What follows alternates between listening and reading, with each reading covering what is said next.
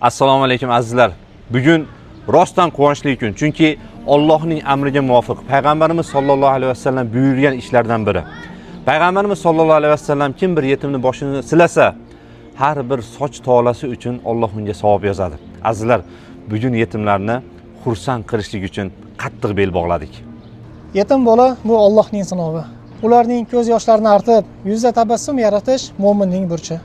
Zero Rasululloh sollallohu alayhi vasallam hadisning mazmunlarida aytganlar: men va yetimni kafolatlovchi kishi jannatda mana bunday bo'lamiz deb ikki barmoqlarini ko'rsatganlar.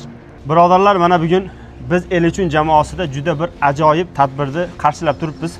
Bu tadbir sababchilari Sankt-Peterburg shahrida ishlab yurgan hamshaharlarimizdan akalarimiz, birodarlarimiz. O'zi asli yetimlarni eslashlik bu insonning qalbini tozalaydi. Alloh taolo Duho surasining 9-oyat mazmunida shunday deydi: yetimlarni haqorat qilmanglar.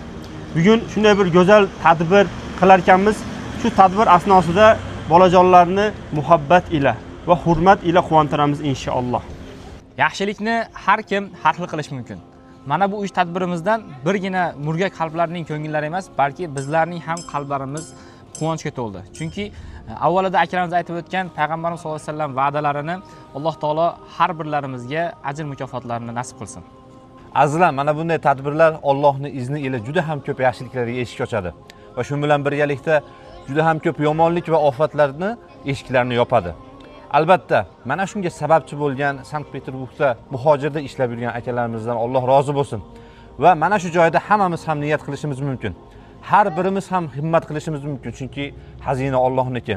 Alloh o'zi xohlaganiga beradi.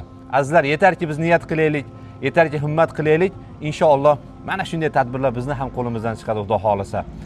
Buni hozir biz oilalarga yetkazib berar ekanmiz.